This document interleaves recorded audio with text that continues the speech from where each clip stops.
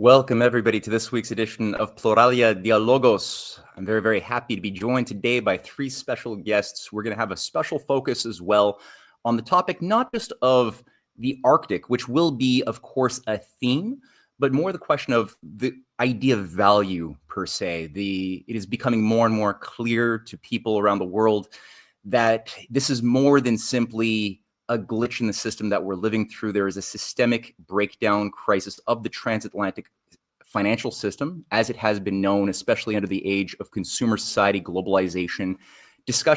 Open discussions about what the new idea of value, what the new priorities should be, what is the role of the nation state, what is the role of the thinking mind in participating in the unfolding of the directionality of society. These are all questions that are increasingly coming up in a more serious way. And so today's presentations, what we're going to be doing is something a little bit different from our typical punchy geopolitical show. We're going to have one presentation by an Australian, a fellow Commonwealth compatriot, Robbie Barwick from the Citizens Party of Australia. We have another presentation from my fellow Commonwealth compatriot in Canada, Peter Scholz, who will do something very, very important and special about the idea, the philosophy of rail development, resource development, nation building in the Arctic and beyond as a healthier paradigm for the 21st century and beyond.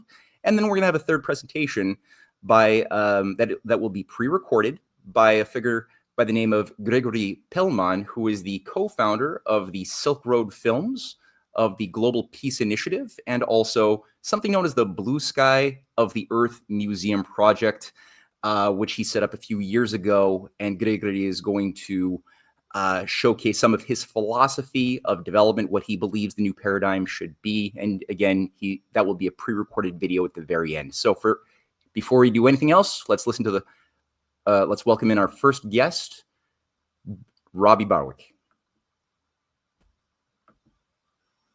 Thank you for joining me, Robbie Barwick, chairman of the Australian Citizens Party, a longtime political analyst, and I've been following you for many, many years. Your warnings of the danger of war, global war, as well as your prescriptions that your party, your movement more broadly have been putting on the table for a change in the restructuring of the banking system before the collapse, the reactivation of the powers of the sovereign nation state, and bold visions, clear ideas of a future that's hospitable for human dignity and human civilization have been a breath of fresh air. So I'm really happy that you agreed to have a conversation with me on this platform. Thank you so much. No worries, Matt. It's very good to be here. Even if I'm used to you being in Canada, but hello to you in Sochi. Always happy to talk to anyone about things that can make the world a better place. Well, this is the right venue for it. This is going to be streamed both to Pluralia Dialogos as well as a special event at a university in Sochi. So I would like to begin by just simply asking you for an assessment of where you think the world is at right now, and specifically, what sort of pathways do you think would be the most wisest, simplest approaches for Western powers to embark upon if we're going to avoid a calamity of economic breakdown and general war, which may both be parts of the same problem? Well, naturally, my perspective is from inside a Western country, but one that's tucked down here inside underneath Asia. And our country, Australia, is somewhat in denial about that. And in the last few years, my favorite, it's become a meme online, but it's a map of the world. And it's the map of there's two versions of it. There's a map of the United States, Canada, Europe, and just Australia and New Zealand. Everything else is empty, and that's called the world. And they use that map when they say the world condemns Putin for the invasion of Ukraine, or the world condemns China for such and such, right? But they're only ever talking about the white, Eurocentric, Anglo-American sphere. That's really what they're talking about. And then you see the other side, which is the map of the rest of the world, which is more than 2/3 of the actual world, the whole of Eurasia. And that is the rest of the world. And what I point out to my fellow Australians is we're isolating ourselves. The there's a lot of hand wringing going on inside of a country like ours on all sorts of uh, subjects. A lot of it to do with economics, etc. Where's the economy going? And in fact, if you genuinely looked at the whole world, there's lots to be hopeful about.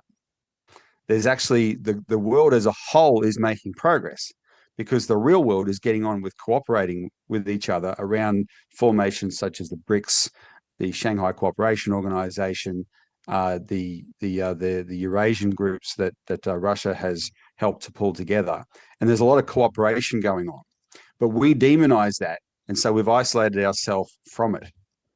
And we've become increasingly afraid of it, when we shouldn't be thinking about it that way at all, right? We should be actually embracing it. We should be, if the United States ever got, dropped its demand for global hegemony and ever got involved as a collaborator, and worked alongside the other big countries, China, Russia, India, etc., as a collaborator, there's no economic problem, and all the key challenges are in some way economic. There's no economic challenge that cannot be overcome, but we are stuck in it's like we're stuck in a Cold War mentality.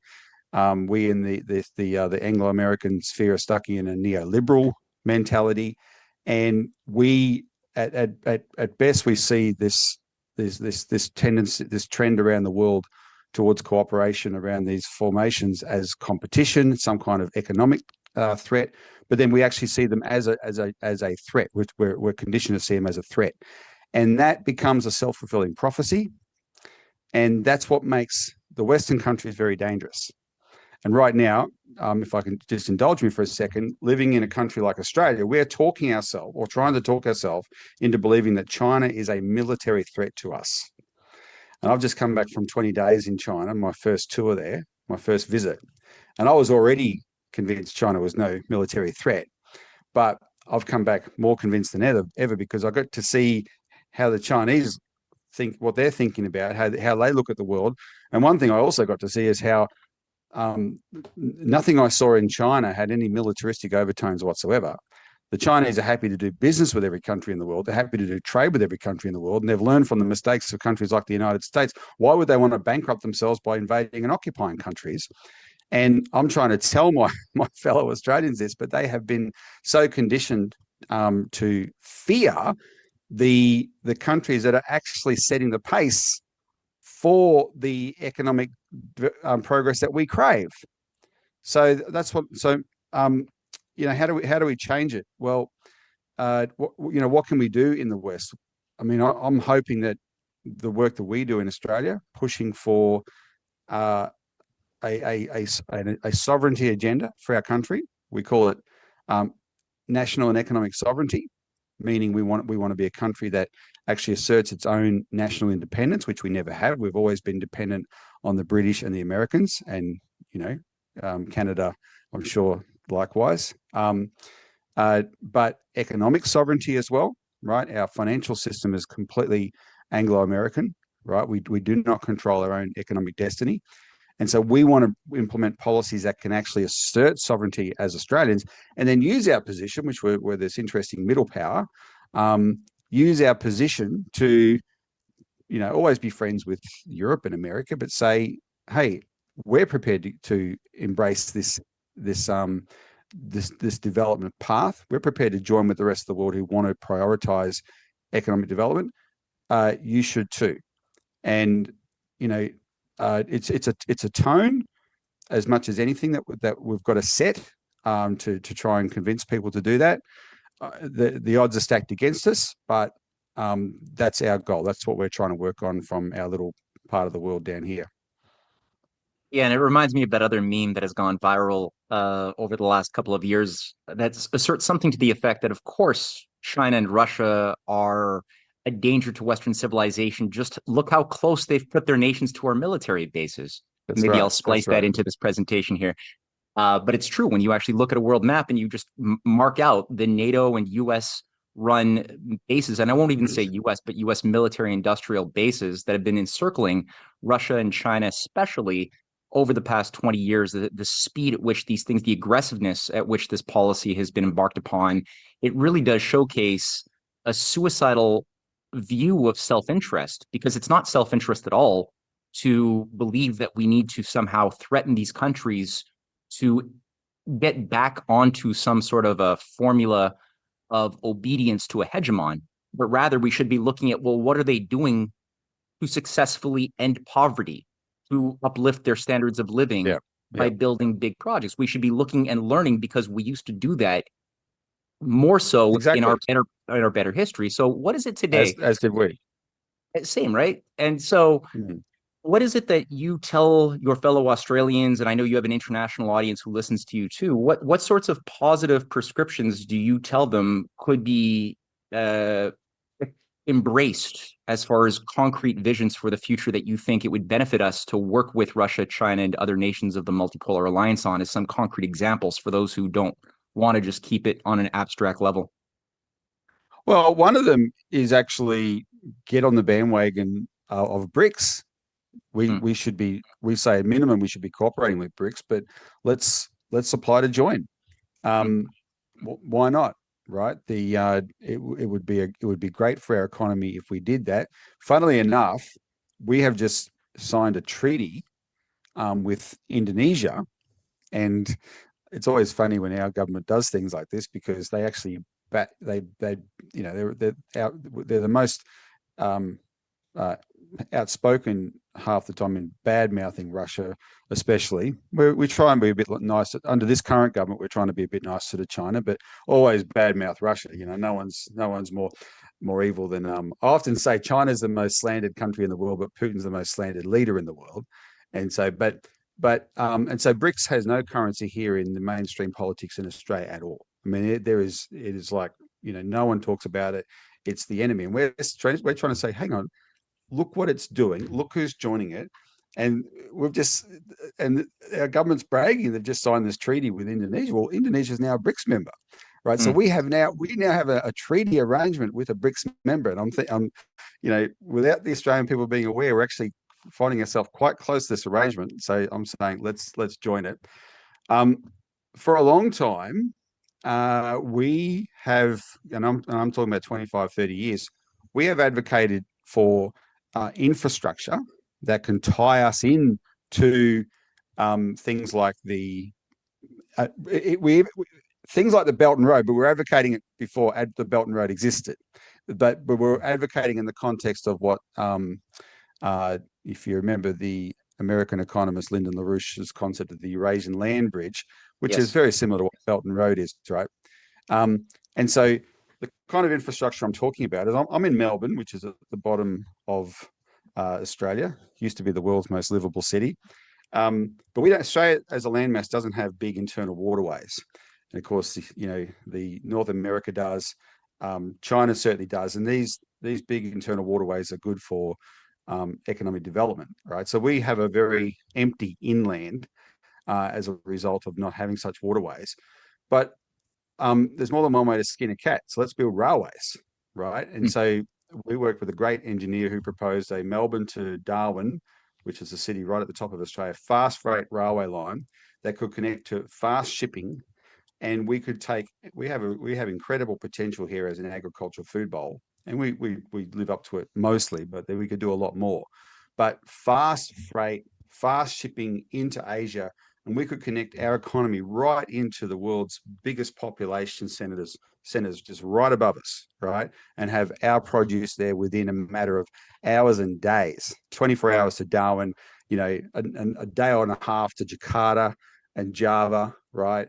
A couple of days further to China, you know. So that's those sort of projects, and what we're doing, if we could ever achieve those projects, we're tying ourselves in the best possible way to good relationships with these countries. That's the sort of thinking we're trying to get Australians to wrap their mind around. So we start thinking of ourselves as cooperators, right, with this growing part of the world. And of course, when you do that, you lose your fear. You stop being afraid. You realize the benefits of cooperation and stop thinking about war. mm.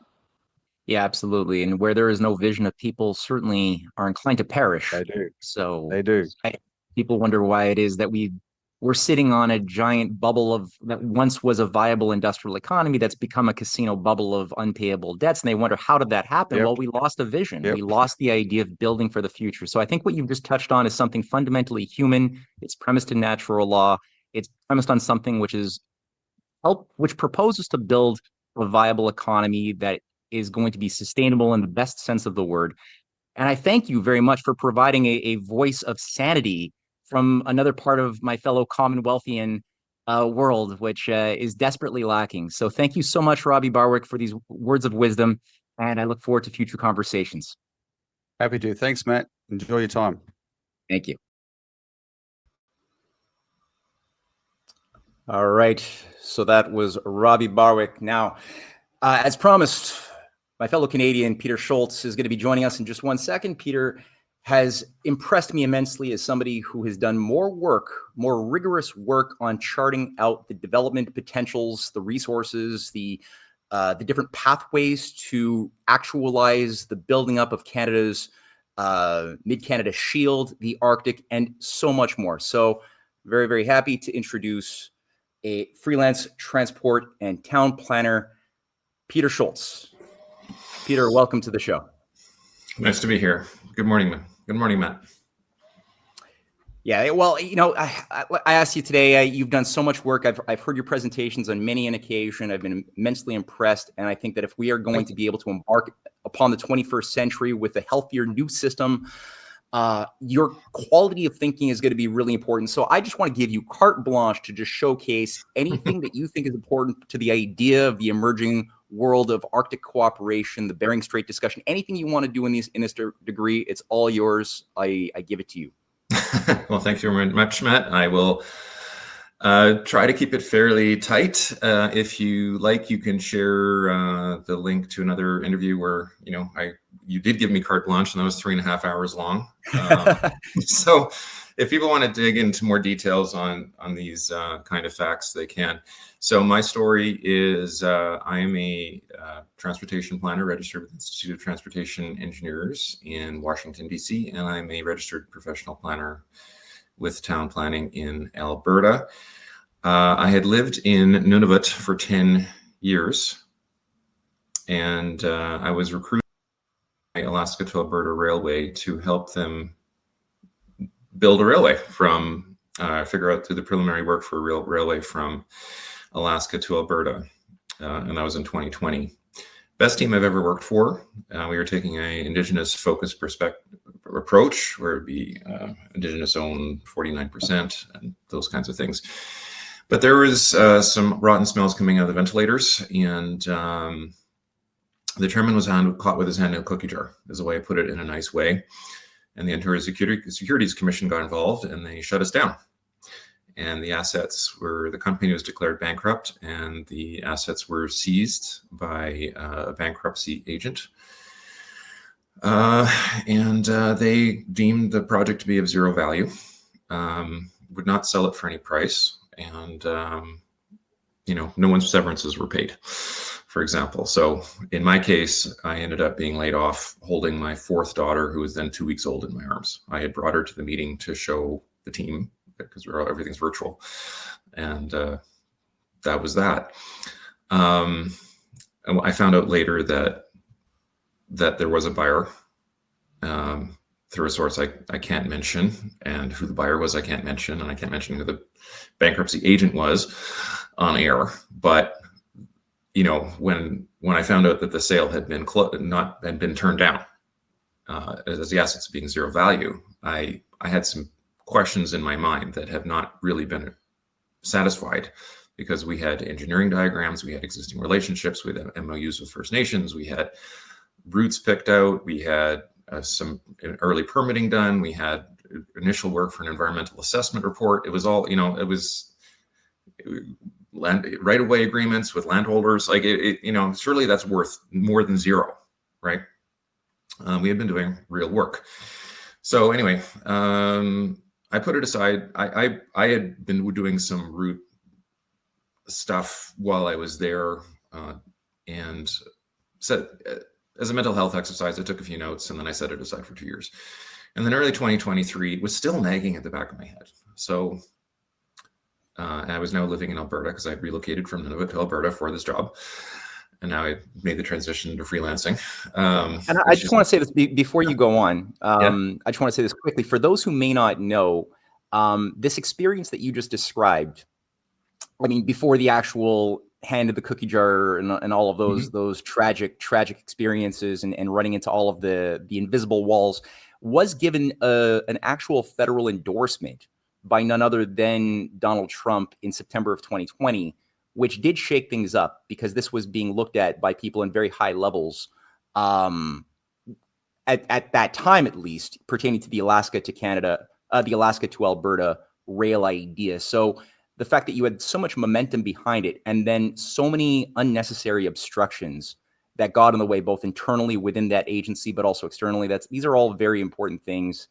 Just for people who are listening may not know this, these are really important dramas, which should be kept in mind. So I'll let you continue on as you were shifting gears and looking for a new way of putting your knowledge to good use.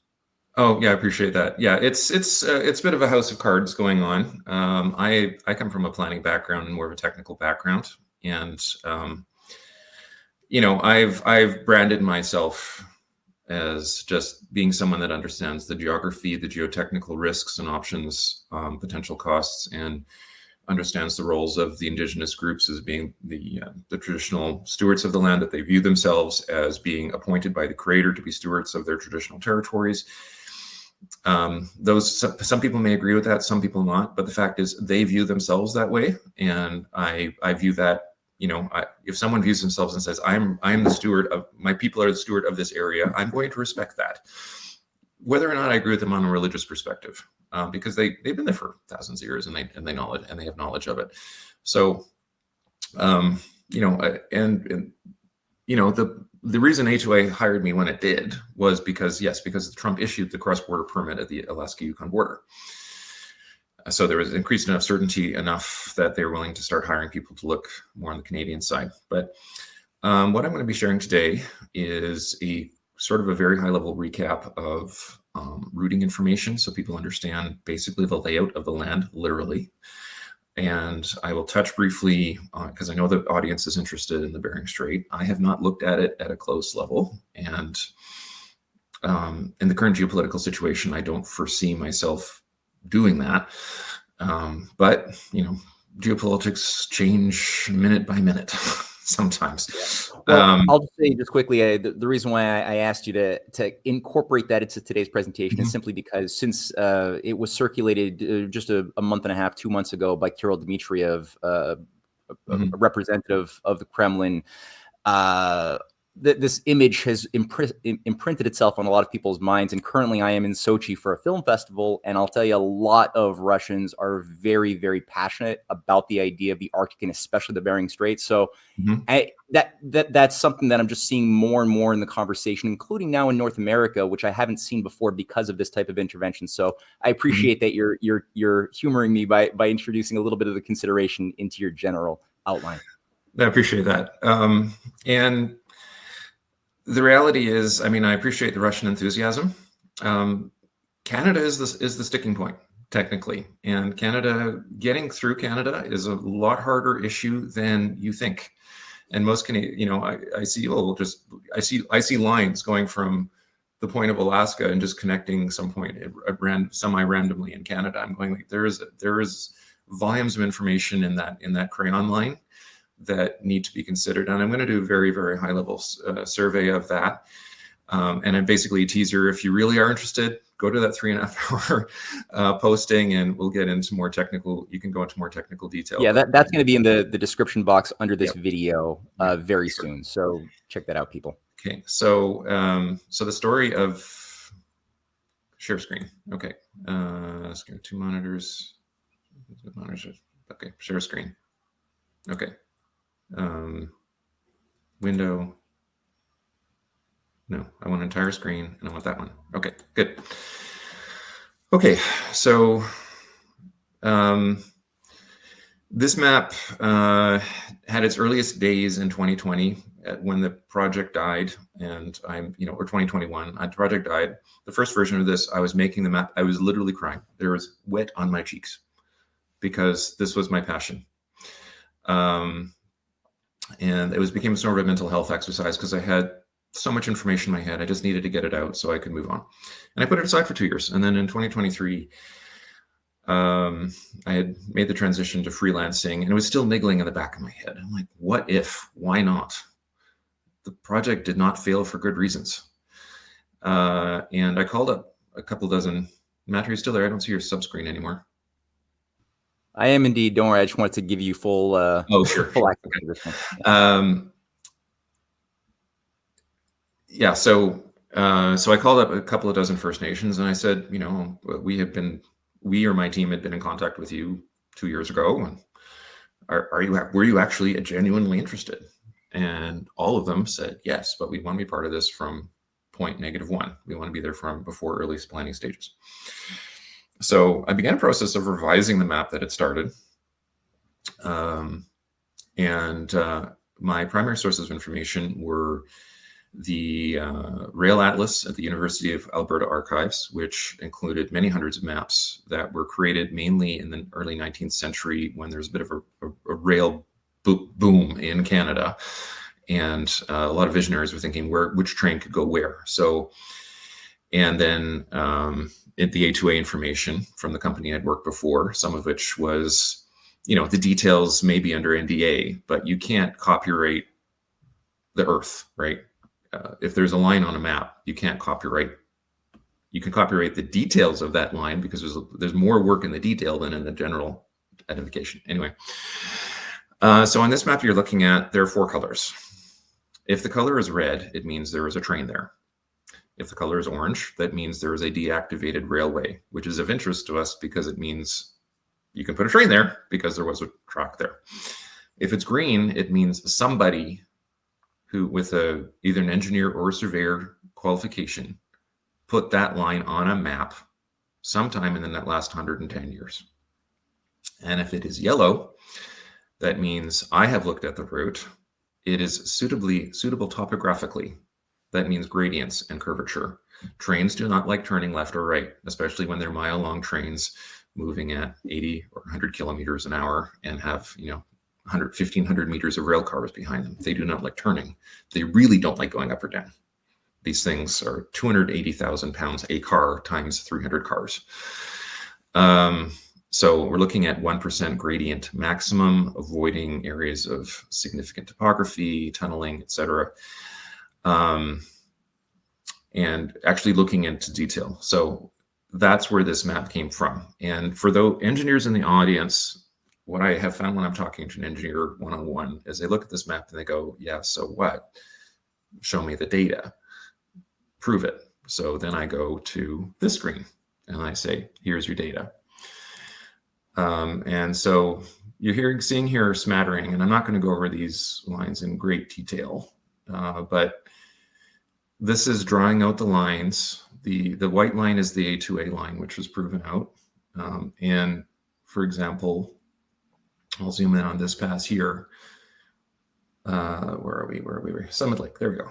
Okay. Here's a good example of the level of detail I took this to prove outline. So a lot of the lines going from Bering Strait into Canada go through this pass. They don't realize they go through this pass because they're just following the Alaska Highway, but they go through this pass because they're following the Alaska Highway, and you're looking at the Alaska Highway. There is the gradient on the east side is bad for trains. It's more than 1%, but it's sort of doable. And here is, oh, by the way, it's a lovely place. If you ever get out here, there's a lovely hike up this mountain. I highly recommend it, but it's really hard to get to. Lovely lake. We're at 1335 meters. Now you see the highway just goes down this, whatever, But down over here, it's 1,100 meters. So there's a 250 meter gradient between this lake and this river. This is only about 5 kilometers. So the cars and the trucks are going down at 8-9% gradient. Trains can do 1%. How do you get around this? Well, I said, let's side cut all the way up this valley, like 5-10 kilometers, and notice it's going across a rather scary looking erosion slope. two of them, and it's going past a rubble field. And then it's making a sharp curve. What is a sharp curve? It's usually a spiral tunnel. So it's going in, it's spiraling around inside the mountain and coming back out again, and going back all the way back down again. So this is equivalent to something you'd see at Kicking Horse Pass. It's doable. It's very expensive, and there's also permafrost in this area. So it's side cutting along a mountain is hard. Side cutting along a mountain that is eroding is harder. Side cutting along a mountain that is eroding with permafrost underneath you, which could melt once you expose it, is really hard, really expensive. So what does this end up? When I look at this loop, I get numbers like, $200 million, $300 million just for this. Okay. And that's to get the train down. And then there's another crazy drop over here. So the train has to make this crazy loop to loop to try to hold to a 1% gradient. But picking out where this could potentially go, this takes time. So this map, the raw data, and with all those loops, I'm able to stay sort of at a 1% gradient, right? So that's an example. I have done that for all of these colored lines across this map. And that takes time. So I've put about 2,000 hours into the map. There's your raw data. And that's remarkable. And that's just to bring the consideration of the inclination or the gradient change. That's all this is, that you had to do this immense amount of work. And that's not even factoring in the resource deposits where Yes. the preferable. Okay. All right. Wow. Yes. So it's Canada is always like this it's almost like a black box for world transportation planners. And they're like, oh, we'll put ships through the Northwest Passage. Well, that sounds easy. Canada has the most complex ice conditions in the world by far. In each pass between each of those islands is a different ice story with a different ecological considerations, right?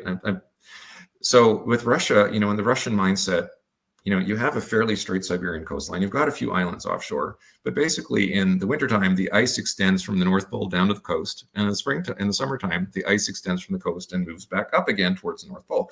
And you have 40 icebreakers and you run along the North Coast as you know through Northeast Passage. It's fairly straightforward.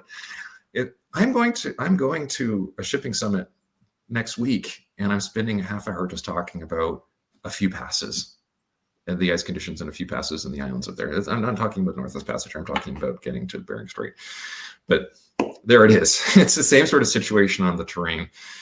So the way I summarize this, so I showed the GIS system basically. So there's raw data behind this thing, and to just give one example. And there's dozens to hundreds of examples of this. You could also tunnel, but again, tunneling, the rule of thumb is $1 million a meter in Canada, and that's not including permafrost stuff. So when up here in the north, depending on your permafrost conditions, and this is peri-permafrost area, so you may not have to worry about it too much. The permafrost may only go down 50 meters or so. But in the higher situation, when you're dealing with a tunnel where the ground is frozen down 0.5 kilometer, you're building a tunnel through ice. What does that mean in terms of vibrations and freezing and the way ice moves when it's under consistent pressure? The tunneling and those kinds of things get really scary really quickly in terms of costs and potential risks. So anyway, the way I summarize this tangle of lines for folks is there's basically two options if you're getting up to Alaska. If you're going through British Columbia, you can see my cursor there. Yep. Because the pass I just showed you was deliberately chosen because it's over here. I tried figuring out the route around it. Again, this yellow line is about as ugly as this green line. The yellow line means I wrote it. The green line means somebody else did. It's still, you're looking at these crazy engineering efforts. So I highlighted this one in part because Fort Nelson is often the connector point showing on your maps coming from the Bering Strait. And that's just one issue, getting to Fort Nelson. Once you get into Fort Nelson, the railway from Fort Nelson down to Chetwynd is full of canyons, and it was designed for resource extraction trains that are maybe 10 or 20 cars long, moving at 20 kilometers an hour, carrying logs and wood chips. maybe some gravel. Upgrading that line to a class 1 would be more expensive than just picking a whole new class 1. So I don't regard this as a legitimate option for the Bering Strait connection. If you're going through British Columbia, I focus down on Dease Lake as your primary option, and that is basically has to do with the way the glaciated valleys in British Columbia align and they converge at Dease Lake. Now you see an orange dotted line coming in here. Mm-hmm. There's track bed all the way there. It's proven out. Once you get to Dease Lake, there you can go up through central Yukon, through Watson Lake this way, or you can go through Stikine Plateau and then connect with the Alaska Highway Corridor, which also aligns with the Yukon-Alaska natural gas right away up to Alaska. That would be your cheapest route. I'm not going to talk about the political situation in British Columbia at the present time, but it would be difficult. If you're going through Alberta, which is your primary alternative, all because of the way the rivers converge, the river canyons, you're basically looking at a convergent point at Fort Vermilion, which is a very small, very lovely settlement where Treaty 8 was signed, Treaty 8 with the First Nations there, and you're crossing the Peace River there. You can see a red line dotting down here and say, well, why can't we just cross in another location? Well, the reason for that is this, again, is a resource extraction railway. It's intended for 20, 30 kilometers an hour. Rebuilding it to Class 1 standard costs more than a resource, than just building a new one. And getting through Peace River, you're going down 250 meters, and then you're going back up again at 2.5% grade with higher speed limits in the winter than the summer, because when the ground is frozen in the winter, they can travel faster safely. These are not considerations you're looking at a Class 1 rail. When a Class 1 rail, I'm meaning the trains that are 1.5 kilometers long, moving at 80 to 100 kilometers an hour. They do not like going left or right. They really don't like going up or down. You're looking for flat, straight. And whenever you're encountering these major geographical hurdles, you're spending a lot of money to get through them. Tunnels, bridges, etc. So you converge at Fort Vermilion, and then you would go cross the Liard at this point. I can spend a lot of time talking about why you want to cross the Liard at this point. Just trust me at this stage, because I don't want to spend hours. Entering through the toe of the Yukon and converging at Watson Lake, and then probably going up through central Yukon again, and the two options converge at Tok, Alaska. Now, resources. And a lot of people don't know this, but there is no rail connection. Just so it's very clear in the audience's mind, because we have people listening from Europe and from all over North America, and even me in Canada. I didn't know this until not that long ago. There was no rail between Alaska and and Alberta or British Columbia. There's there's a significant amount of missing, even though there was a lot of discussion and momentum in the 60s, 50s, and 60s to building that. It just stopped. So what you're calling for right now is finally fitting that gap together that would bring us into the Arctic, into Alaska in a serious way. Thank you. Okay. Yeah. So we'll just highlight that orange and red lines. Our northern boat, we have an existing railway ending at Prince Rupert, and then we have a railway that was started and never finished going to Dease Lake. There's a whole story why it was started and not finished. I'm not going to go into that. Fort Nelson, I've taught the spur that ends there. I've explained why this one is not suitable. And then there's another one over here, which ends at Hay River on Great Slave Lake. Again, a resource extraction, slow speed railway. And that's the end of it. That's as far north as the network goes. It never has gone. There is a red line over here. This is a narrow gauge railway between Skagway, Alaska, and Carcross, Yukon. It's used only as a tourism service. It used to extend into Whitehorse. It is a narrow gauge railway, and it is at a 2% grade, even with a lot of engineering works going in here. And Skagway is a very narrow port, so it's not really Class 1 friendly. It's something that I could see being used to help supply rails to the real train if we decide to go through Whitehorse. But that's a whole other story, which I'm not going to go into the potential construction phasing stage in this conversation. I did want to mention the 3 resource hotspots in Yeah, Canada. you read my mind. That's exactly what I was going to Yeah. ask you. Okay, great. Yeah. All right, go for it. So there's three that people should know about. Number one is the so-called Golden Triangle, and that is extending roughly from Stewart, British Columbia, more or less paralleling the Alaska British Columbia border, and ends just south of Dease Lake. Within this triangle, I have three major deposits shown. Red Chris Mine, which is operational, Galore, and KSM.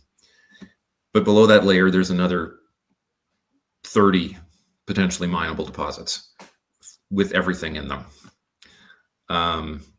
And Carney, I believe yesterday, Prime Minister Carney issued a statement of interest about this region and its importance to Canada and the West for its resource wealth, which is easily in the tens of billions of dollars.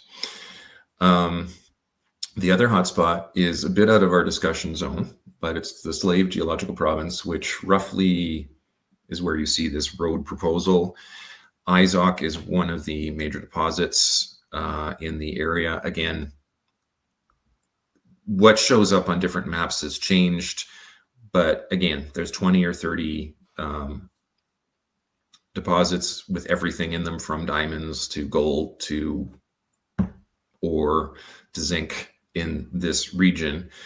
The West Kitikmeot is not very friendly to rail. It's a rolling terrain with a lot of rocky outcrops, surrounded by frozen marsh, marshy permafrost all around.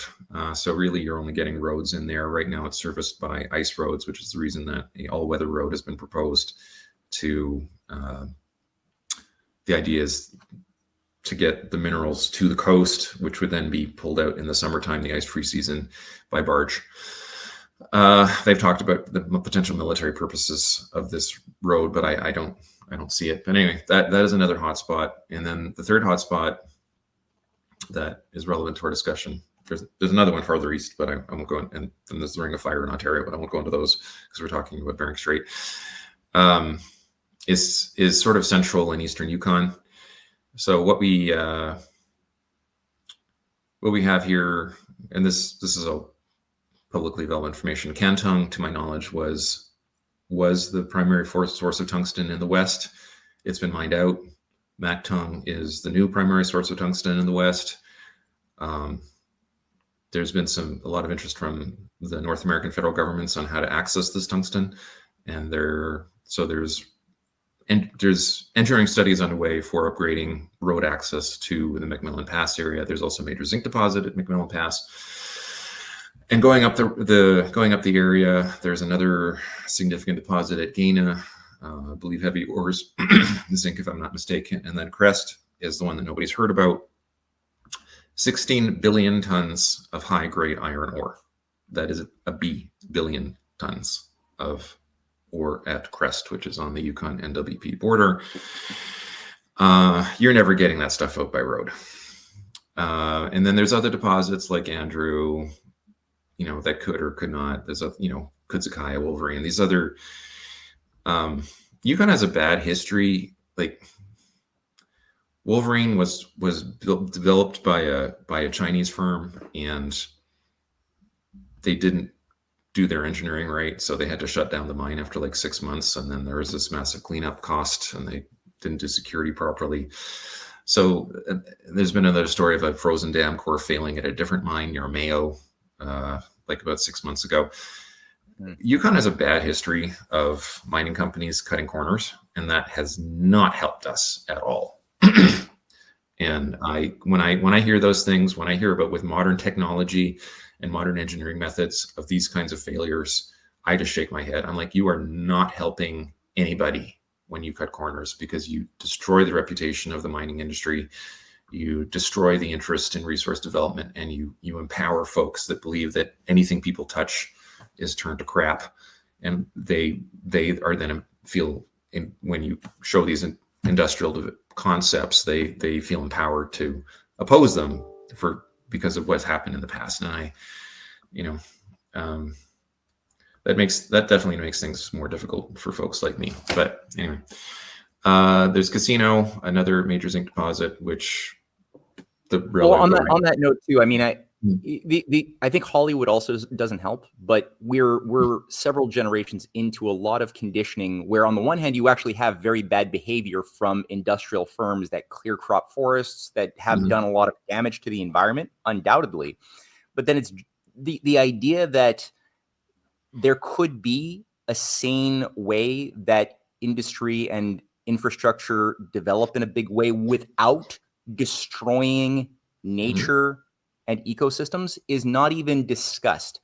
And we go to the other extreme, as I felt in my heart for many, many years, just having been through the education system. I saw the idea of a rail was for me just reprehensible. The idea of an industry smokestack was disgusting. I got a visceral emotional feeling looking at these things until it took many years for me to sort of put on different glasses and start reappreciating why these things have been so rapacious, so destructive. And it can't be oversimplified or else we do a lot of damage. So I appreciate that nuance that you're. No, I thank you very, very much.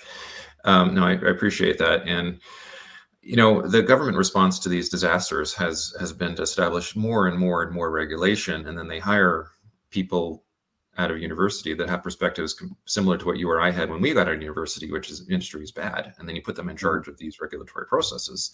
So then you end up with the situation we have now where it takes 20, 25 years to get a permit. And then it gets delayed and delayed and delayed by this silly thing or that silly thing, or some junior regulator saying, oh, I need one extra piece of information. Sorry, you'll have to delay your startup by another year. This happens again and again and again. But so I'm seeing both sides of the story.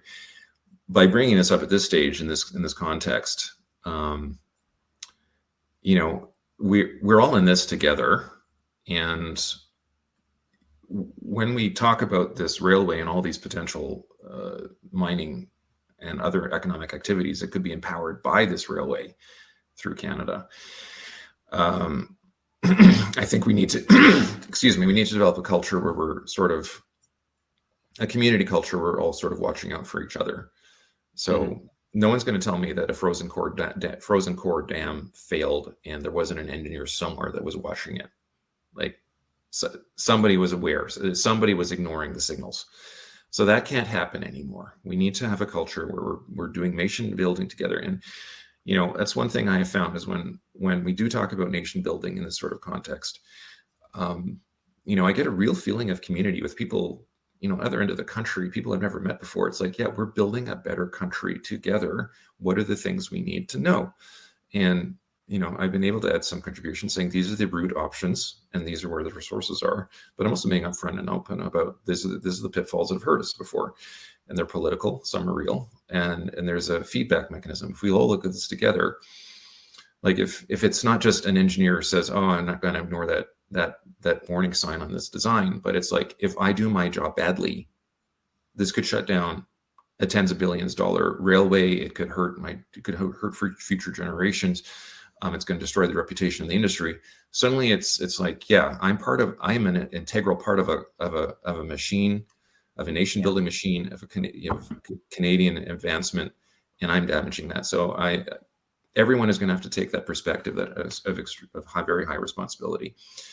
So with that, I'll move across the border into Alaska, unless you have any remaining questions on Canada. No, but I do want to just repunctuate, just because what you said is so important, that when you're doing real nation building, the way you're showing how it used to be done and how it can and should be done again, you're really also doing citizen building, right? You're reshaping in a healthy way the identities of those individuals who will make up the government, who will make up the democratic society, which means that it could only work when the citizen has a moral and intellectual vested interest as their subjective self into the objective health of the society that they were born into. And that means they have to appreciate, where did they come from? What is required to sustain the next generation to come after? And when people have that, then the decisions that they make when they go to vote, when they think about what policies are shaping my world, are going to be coming from a much higher truthful, a place of wisdom.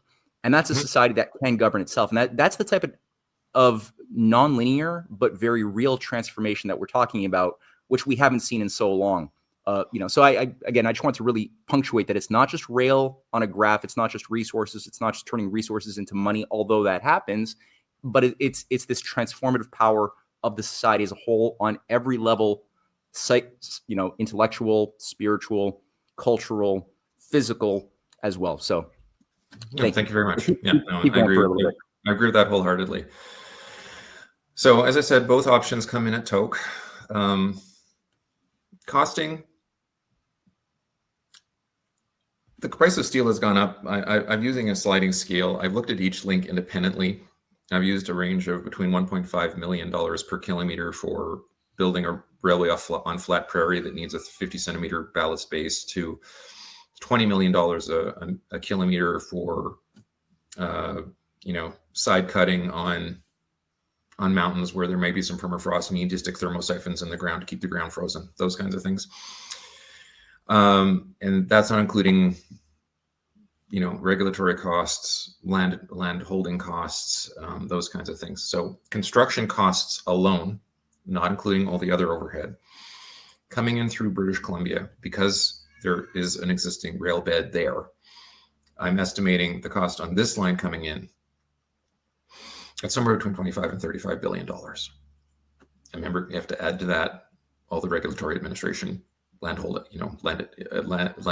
securing lands, those royalty fees, whatever, those kinds of things. So it's going to be more like add 5 to 10 billion to that. Okay. If you're coming on this way, it's about 10 billion more than that. So somewhere between 35 and $45 billion to get into Toke from this route. This route is more expensive because there's more permafrost. There's 3 major bridges, and it's more new build. Okay. Now, once you get to Toke, A2I did do all the engineering to get down to Valdez, which in my mind is a complete waste of time. Valdez is a great port. It's deep water, but it does not have enough frontage for the kind of traffic we're anticipating. If you have a rail link connecting Memphis and Chicago and Miami to Alaska, to Tidewater, a manufacturer in Alabama can go, do I really care if I go to Long Beach, California, or Seattle, and I have a 2 or 3 week delay because the ports there are full or they're on strike or something? Or if I ship an extra 3,000 kilometers to Alaska, which is also ice-free, or Prince Rupert for that matter, but in this case, we're talking about Alaska. I may pay more for my rail shipping, but then my product isn't sitting at the port for 2 or 3 weeks waiting to get onto a boat. So the estimates that I have seen are that Anchorage and region, that Alaska as a whole would be covering about 20 million tons in its first year of operation once it's connected to the lower 48, rapidly moving up to 70 to 80 million tons over the next 20 to 30 years. Are those numbers accurate? I would like to check them, but they also pass the sniff test. When you look at the amount of trade going through U.S. West Coast ports, that alone, without all the resource development, is enough to build a railway. Okay, so Valdez is not big enough for a port.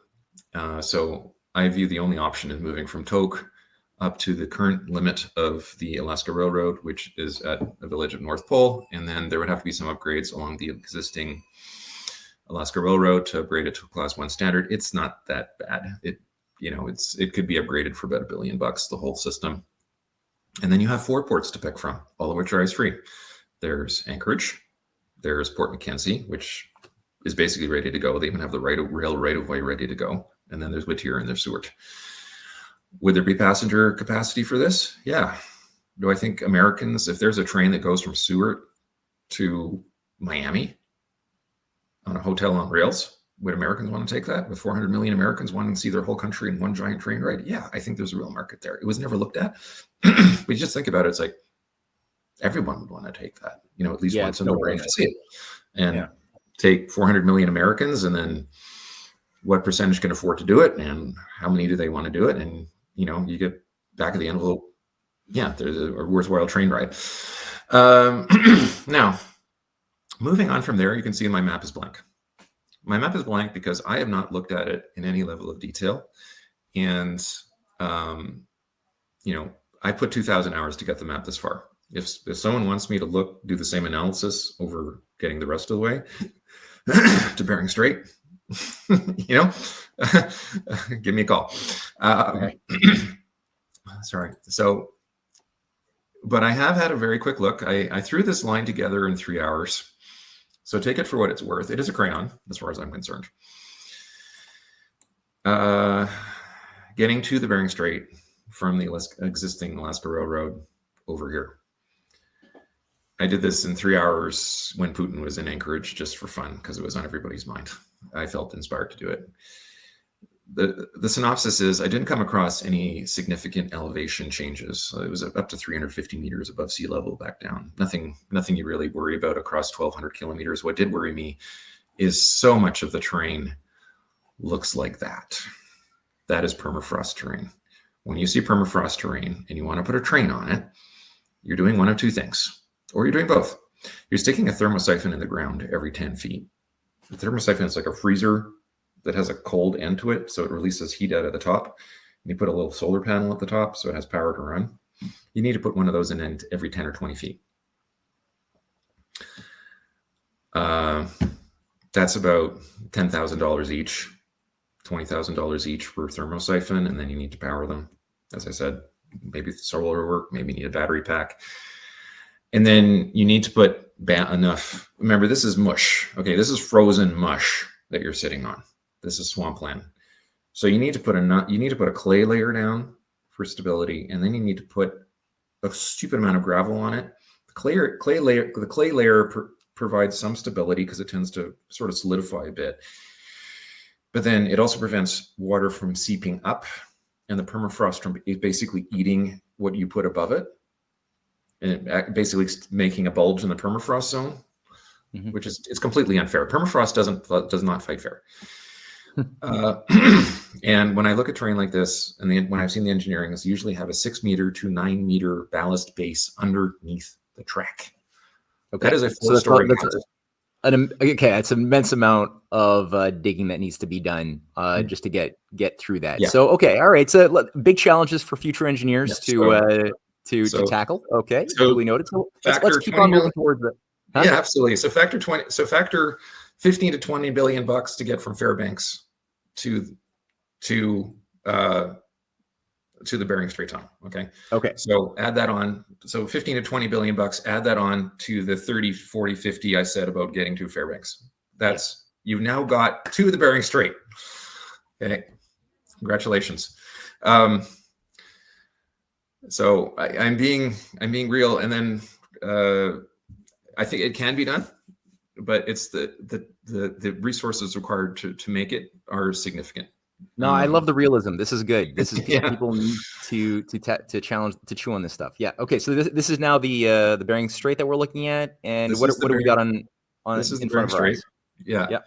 So this envisions not an underground tunnel, which would be 100 kilometers long, but 2 floating tunnels. A floating tunnel is a Scandinavian technology, and it's basically, you think of an concrete oval segments that are then linked together and then submerged, and they're in the water but anchored to the seabed, and they're deep enough down that the ships can pass over them without having to worry about it. I think that would be a lot cheaper than digging, and I think also a lot safer. Because there are some fault lines through here. The main North American plate fault line is over in Chukotka, but there are some fault lines going through the Bering Strait. That's why it's there. There is some earthquake risk. If I'm in a 100-kilometer long tunnel and I'm 50 meters below the seabed, and there is an earthquake, I feel like we're asking for trouble. If it's floating 50 meters, 50 feet below the surface, anchored to these lovely stone seamounts that are all in a line, 1, 2, 3, 4, 5, 6, 7. To me, it just, an engineer might look at it, but I think it makes more sense. Yeah, so I think would it be the case that there would be more degree of flexibility? So if the ground does seem to be moving a lot because of a big earthquake, the anchors would also be more flexible and wouldn't necessarily just destroy the tunnel. Yes, exactly. Yeah. Okay. And also there's some major currents through here, but because the tunnel doesn't have to be straight, the tunnel can curve a little bit, give it some flex and way. So engineers can work around that. so that I would see the train going on a causeway out to where the water is about 50 feet deep, and then going and entering the tunnel would enter the water. 50 feet is only like 20 meters, so it's actually trains don't care. That's not a big issue for them. You're not dealing with gradient slopes. You come up for air at the Little Diomedes Island, build a causeway or a bridge across to Big Diomedes Island. That is where the U.S.-Russian interchange would be, or exchange, whatever, and then and then sink back down. And again, this is 35 kilometers underwater each segment. 35 kilometers is not a freaky number in my mind. There's plenty of tunnels and bridges that are more than 35 kilometers nowadays. You come to another causeway and you enter Russia. Now, I have not looked in detail, as I mentioned. I've did a quick scan online. I found this map. So whoever did this map, and if you can find the guy that wrote it, I'd love to talk to him. But it shows 3,500 kilometers to Yakutsk of new build.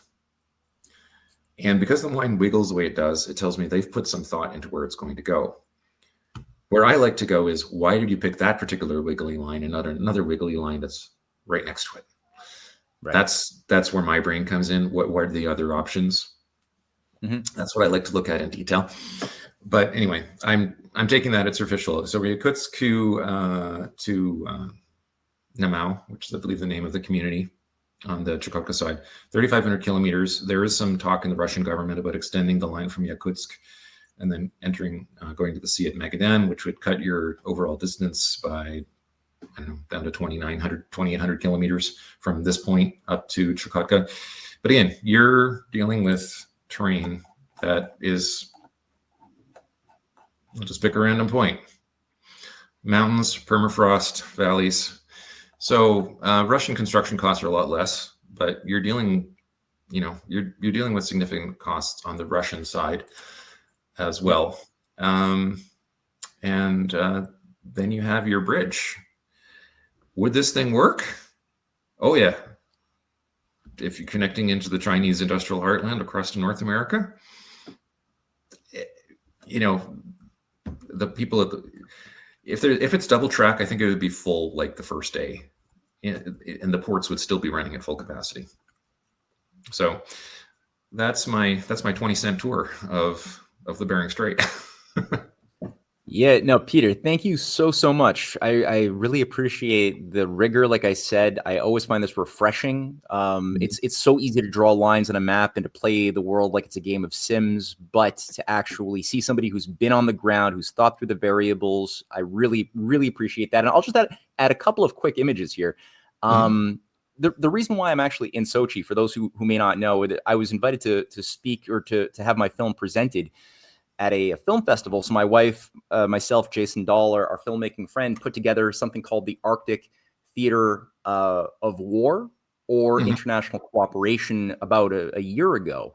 And it really went through a history of the idea of the Bering Strait Tunnel as a concept, the idea of cooperation among sovereign nations, starting at the Civil War, even a bit before, and going through to the present, and the various moments in history where we came close. And there is something that is featured in this video that caught my eye some time ago, featuring a map, which I'm going to just pull up here super quickly. And of course, it's not showing up. Oh, I want to. Oh, there it is.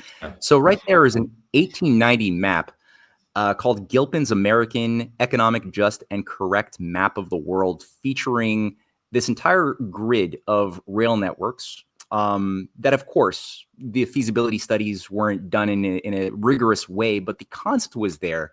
And Gilpin was somebody who was, at the time, the former governor of Colorado. He was Lincoln's personal bodyguard. Before that, he won Lincoln's trust, and Lincoln appointed him the first governor of Colorado. And before that, for 20 years, he was known as the father of Manifest Destiny, who was the first person in the 1840s to champion the idea of building the Transcontinental Railway, which finally got started during the Civil War and was finished in 1869.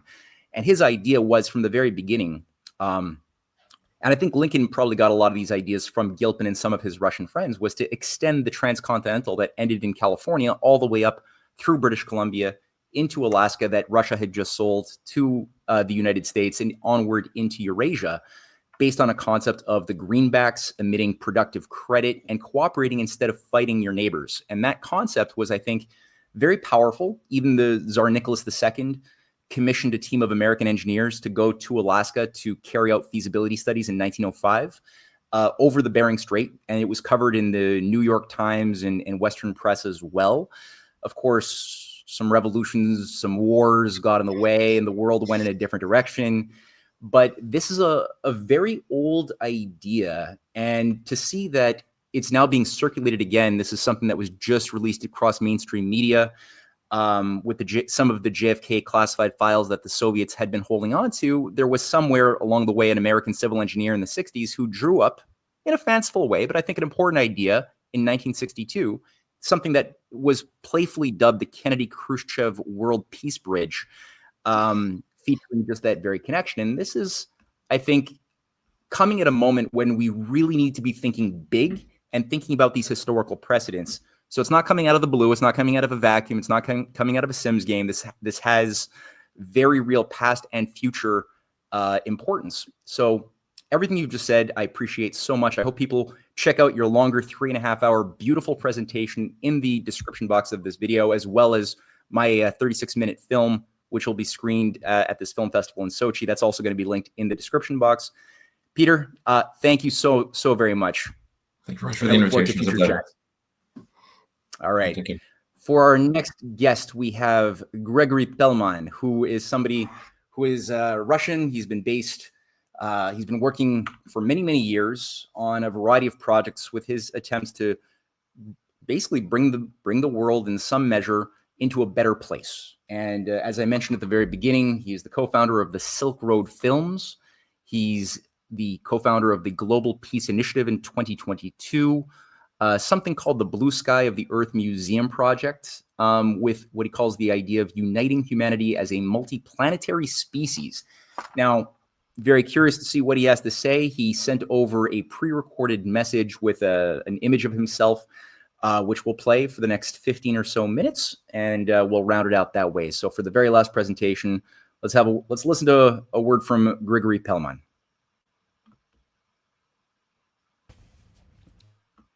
Good afternoon, distinguished participant of the forum. My name is Gregory Pelman. I am a citizen of Russia and Israel, founder and president of the social organization One Future, established in 2016. Allow me to present the concept of cultural and education center within the Bering Strait Bridge Tunnel Transport and Logistic Complex, a project trigger for the transition and formation of a new civilization of one humanity. Within this cultural and education center, it is essential to construct the lighthouse dome of the blue light of the earth, which will serve as a symbol of the necessity to preserve the unity of humanity in the present and in the multiplanetary future. My address is based on materials prepared together with my colleagues and presented at the International Film Festival We Want Together, which took place in Sochi in November 2025. And let me begin with the ideas of my estimate colleague Salem Hamid, a citizen of the United Arab Emirates, which sets the fundamental historical context for our conversation about one humanity. His report, The Loss of Humanity and the Need for a New Civilization Ethics, formulated a key idea. Since August 6, 1945, the day of atomic bombing of Hiroshima, the course of world history has changed its direction. For the first time in millions of years of life on Earth, a phenomenon became possible that had previously been impossible in nature. One person, one political decision, one button can destroy all humanity. Thus, humanity entered a historical zone of global danger. The subsequent decades, the hydrogen bomb, ballistic missiles, hypersonic weapons only confirmed a simply reality. Since 1945, humanity has lived under the constant threat of self-destruction. And simultaneously with this, An unprecedented transformation took place. Humanity was born as a single subject. Before 1945, humanity was a philosophical concept, a sum of countries, cultures, and civilization. After 1945, it became a single social system in which any major war potentially becomes nuclear, where global processes are interdependent, and where the survival of individual states is impossible without survival of whole humanity and enter species. Humanity became a proper name with a capital letter, and this is precisely what demands new humanistic laws. Moving from historical diagnostics to the practical foundations of survival, we arrive at the formulation of the basic laws of humanity. According to Salem Hamid, today there is not a single international structure that would be responsible for the fate of humanity as a whole. There are laws for trade, for corporation, for robots, but there are no laws for survival of humanity. That is why the One Future project formulates 6 basic laws, which I will quote strictly in the original wording. First, the law of planetary unit. Humanity lives on one planet Earth and depends on its ecosystems. Second, the law of one future. Humanity can have only one future because global threats know no borders. 3. The law of common values. One future is possible only on the basis of shared values. The law of the higher purpose. The highest goal of humanity is survival and development. 5th, the law of multiplanetary. Humanity must become a multiplanetary civilization in order to guarantee its long-term survival and development. 6th, the law of unity in space. In a multiplanetary future, humanity is obliged to preserve its internal unity and share values in order to avoid self-destruction at a new level. These laws are not an ideology.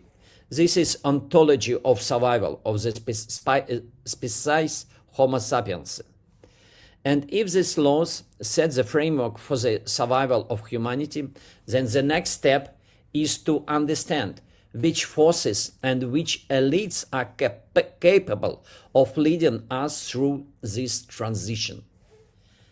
These questions are answered by Priyanka Yadav in her speech, The Need to Change Civilization Logic and the Role of Public Initiatives. My colleague Priyanka Yadav, Masters of Graduate of the Higher School of Economics in Russia, Director of the Development of Cooperation between Russia and India, presented the view of the younger generation in her report. She is just 31 years old. Changing the civilization logic from destructive elites to creative ones.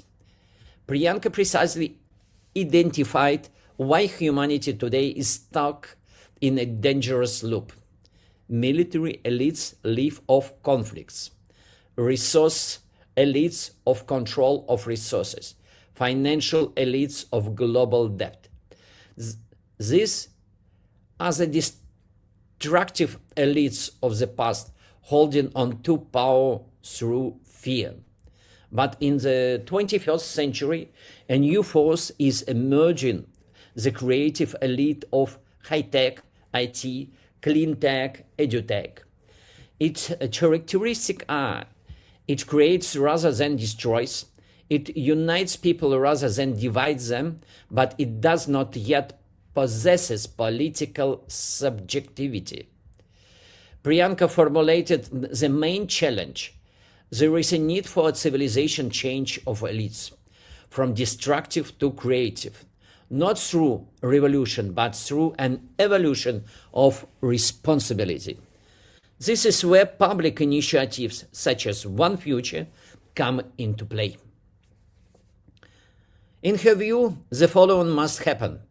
Humanity must carry out a civilizational change of elite, not through revolution, but through an evolution of responsibility, not through struggle, but through the transfer of power from destroyers to creators. We propose the One Future plan. In order for this transition to become a reality, we propose the One Future plan, 5 key steps, a roadmap for the creative transformation of humanity. Step 1, the financial signal of peace. A civil moratorium. Do not invest in the military business. Withdraw capital from the military-industrial complex.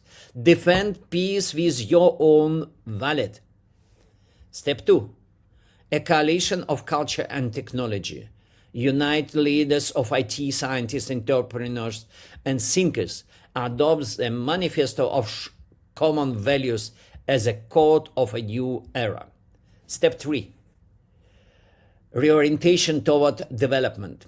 State must invest not in rockets but in peaceful technology, artificial intelligence for medicine, EdTech for children, space for the future.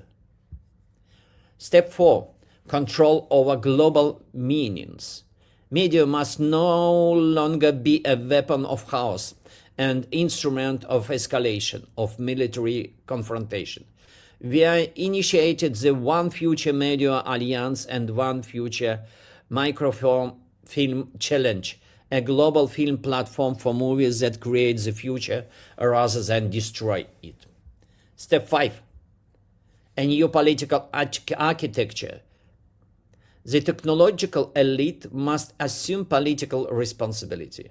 We need leaders of the third millennium, not those who rule, but those who serve. The idea is simple. This is a strategic road of public initiatives. And when we understand which elites and which initiatives can become the driving force of the change, it is logical to ask the next question: around which symbol can all humanity gather at one? A symbol that can unite all humanity. Every civilization has its own symbol. Without a symbol, there is no faith, no identity, no unity. And today the question sounds as follows. What can unite a Muslim and Catholic, a Russian and Indian, a resident of the USA and Chile, and engineer and peasant? The answer is simple and profound. The blue planet Earth. Blue Earth, our common living home. Blue ocean, which clouds the blue sky of the Earth, a universal and bright identity of all humanity. And therefore, the symbol of faith is the blue light of the Earth. It is a universal sign of the unity of humanity in the present and in the multiplanetary future. But for a symbol to become a living force, it needs space and a form of presence in the world. Let's talk about this. And we propose that it could be a construction of lighthouse of unity, dome of the blue sky of the earth. However, a symbol alone is not enough. Unity requires form. Thus was born the concept cathedrals of the blue sky of the earth, blue sky, earth, dome. Symbols of the necessity to preserve the unity of humanity in present and in the multiplanetary future. These are global cultural lighthouses spaces where the following are united: science and art, music and cosmos, faith and technology, contemplation and responsibility.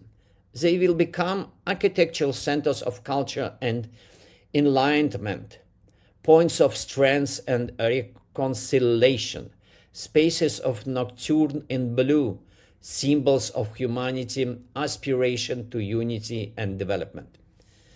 The first dome cathedral will be built at the entrance of the bridge tunnel across the Bering Strait, where Eurasia and America meet. The dome of cathedral will be a rotating blue sky of the earth, assembled from the projection of paintings in blue tones created by the great masters of humanity. This project was highly praised by Liu Cixin, a famous Chinese sci-fi writer, a participant of our 2021 forum, which we held jointly with the High School of Economics in Moscow. In the future, such lighthouses sites will be installed on Earth, on lunar station, and on Mars. We'll name them like Matian Gazaba. And it is precisely through such lighthouses, space of unity, that we approach the final semantic level, the understanding of new civilization of humanity. Let's make a conclusion. The civilization of humanity of one future.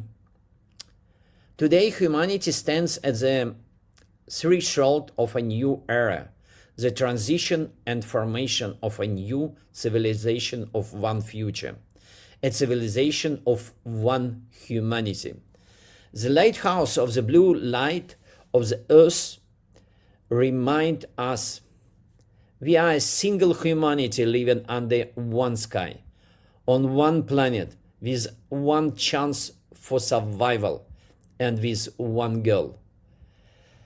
And the first such lighthouse, our public movement One Future proposed to place in a memorial transport and logistic complex, Bering Strait Bridge Tunnel. Right now, this is only an idea. It will be a new narrative, which may become a significant trigger for shift and formation of new civilization of one humanity. We understand quite well that it will be not possible just to push and convince politicians and people to construct this memorial,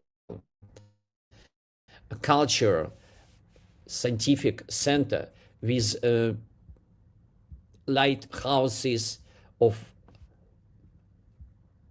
blue sky dome. But we understand that it's very important just to put this like a new narrative and try to make it like an agenda of the public society to talk, discuss, and to find a solution. This will make a networking and to make a people together. Lighthouses, cathedral of the blue light of the earth, are symbol of the necessity to preserve the unity of humanity for survival and development in the present and in the multiplanetary future. Thank you so much.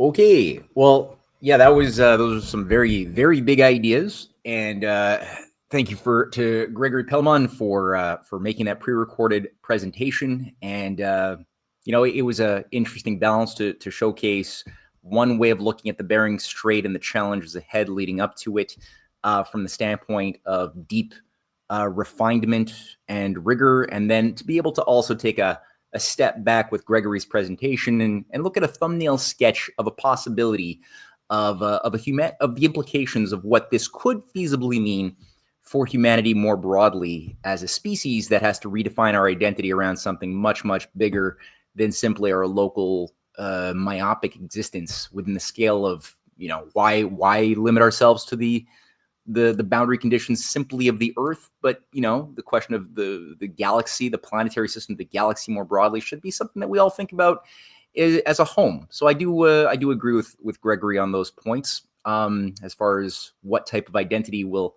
shape the healthier society of the future. He's probably touching on some important elements there. So thank you, Gregory. And thank you, everybody, for listening to this week's Pluralia Dialogos. I look forward to meeting back here and jumping back into some big conversation in 2 weeks' time at the same place here on YouTube and everywhere else Pluralia Dialogos is broadcast. So thank you and have a great day.